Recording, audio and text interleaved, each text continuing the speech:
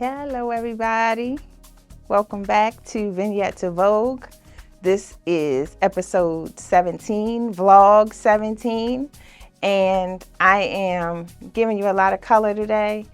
If you see some translucency, we know what that means. We learned it in a previous vlog. If I got on green, then the green screen is gonna do what it does, but we know what it is, so we're gonna be all right, right? So we're gonna move forward. So welcome back. As you come in, please give me a thumbs up. Please subscribe to the channel if you have not, and also consider leaving me a comment. I'm gonna tell you what we're gonna talk about today. First, we're going to just, again, talk about Vignette to Vogue and do a little synopsis of what this is. So it's my own brainchild of taking a vignette, which is a design space, and translating that into a fashion look. So that's Vignette to Vogue for those who are new to the channel. And I have about 17 episodes now. This is number 17, vlog 17. So if you can go back and take a look at those, give me a thumbs up, give me a comment, subscribe to the channel. It helps me out on this algorithm. But today we're going to talk about something that to me right now is very exciting, and that is kitchen countertops. And I think it's exciting right now because the designs that I've been seeing most recently are so elaborate, and the stone is just so beautiful. And I know sometimes when I'm looking at it, I'm like, what kind of stone is that? You know, I'm not really always clear if I know myself. So I decided to go into a deep dive of the different types of most popular. So countertops could be made out of all kinds of things, but in interior design, the most popular kitchen countertops we see right now would be, number one would be marble. So marble is arguably the most popular kitchen countertop. And it's a lot of reason why. The main reason that designers like it, it's due to its stunning color, possibilities, and intricate veining. Although marble is more prone to etching, scratches, and stains than other countertops materials, the color and the aesthetic appeal often override those concerns. So when you see those high-end kitchens with that beautiful, deep veined color in it, that's the marble countertops. They are the most expensive too. Let's just be honest about it. So those that marble that comes right out of the earth like that, cut into slabs and placed on your countertop, is expensive. And it is also the most prone to stains, but people love it so much because it's beautiful. I agree. I think it's amazing. There are some other options that we're going to talk about, but remember, when you're talking marble, you're talking more high-end and more high maintenance with a higher ticket price. So just one of the things to consider when you're redoing your kitchen. Now let's talk about granite. And granite, I know in marble, these stones have always been here, right? We've known about marble fireplaces and mansions and things of that nature for years and years, but we kind of go back and forth between these materials. So granite is also durable, it's very versatile as well, and it's popular and affordable, budget friendly for those who are looking for something for their renovations. Granite is also one of the easiest stones to care for. It's less porous to staining than marble and doesn't require any tedious upkeep. So when you're thinking about your kitchen and you're wanting to do your countertops and you don't want the upkeep that marble is going to require of you, granite is a viable solution. Now, it's not as beautiful as marble. Marble is just naturally more beautiful. I'm going to show you some images of marble, granite, so you can see kind of the differences, but it's still a durable and functional material to use in, you know, the work areas of your kitchen. Now let's talk about quartz. And when you hear quartz countertops, just know that we're talking about a man-made material. So quartz is man-made. You might hear quartz being referred to as an engineered stone.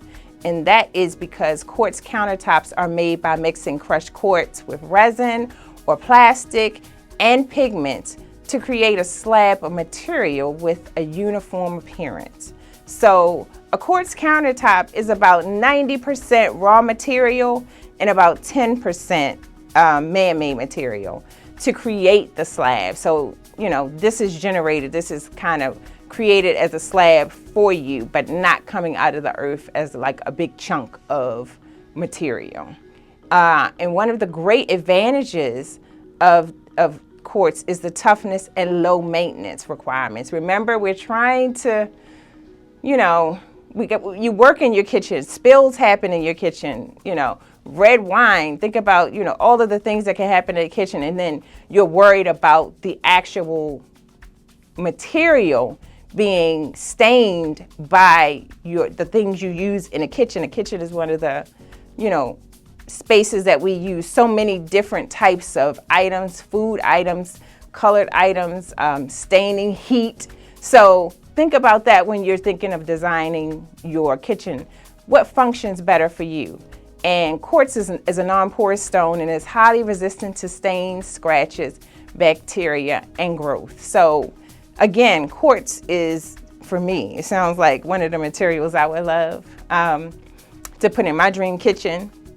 Even though it's man-made, it is 90% natural material. So that's a lot, you know. I mean, if we're just talking about it's going to go on my, you know, island and on my countertops and possibly on a backsplash behind my stove and maybe on a hood range, because I love stone. So I've been looking at a lot of images where the stone is just being run straight up the back of the backsplash instead of having those tiles, just a large slab right on up the back of the stove and on the hood range. I'll put an image in that I absolutely love. I think it's great. It's probably going to be a lot to clean, but you know, it's a beautiful kitchen nonetheless.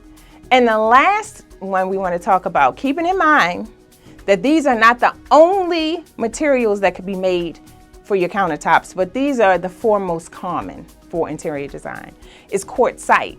And doing my research, I didn't know the difference between quartzite and quartz. So I'm going to tell you what it is now. Quartzite's countertops are durable and a beautiful choice, known for their hardness and resistance to scratches, heat, and UV rays. Okay, so I thought quartzites and quartz was the same thing. So let's talk about what it is. However, they can be susceptible to stains and require proper sealing and maintenance. Okay, so quartzites has some of the same, I guess, drawbacks that marble has. So you have to do some maintenance with it as well. On the other hand, it is 100% natural material. It comes straight from the earth. Quartzite begins as a metamorphic sandstone that gets buried underground. So quartzite comes, unlike quartz, which is man-made, this comes out of the ground just like marble, just like granite. Quartzite does the same exact thing, but it's made out of, I think it's metamorphic material. So it's not a marble, it's just a different material, but it is 100% natural material. So those are basically the countertops that I wanted to highlight today. So I'm going to put in some images of all of them so you can take a look, kind of look at the differences. Remember all of the things that we talked about that those different materials are good for. You know, some of them are more high maintenance, some of them are lower maintenance, some of them are 100% man-made, some of them are 90% man-made. And then you have just, I've seen butcher block, concrete, soapstone, stainless steel, like it's so many different things you could use as your countertops. But I wanted to just highlight some of the more beautiful interior design, aesthetically pleasing ones that we tend to hear and tend to actually drive the market value of your home up by having these materials in the home. So tell me which one is your favorite. Tell me which one you think if you have it in your kitchen, how it functions. If you have any of those, just leave me a comment and let me know how it functions for you. If you enjoy the choice that you made, if you want to change out the material, or if this is helping you figure out exactly what you want to put in as a product. Also, leave me a comment about how you think I did with regard to the outfit. We're going to do our hallway runway in a little bit. And also leave me a comment to just let me know if you've been watching and how you feel about it and where you think we should take this vlog as we move forward. Thank you for coming again to see what I have to say, and I'll talk to you in the next one.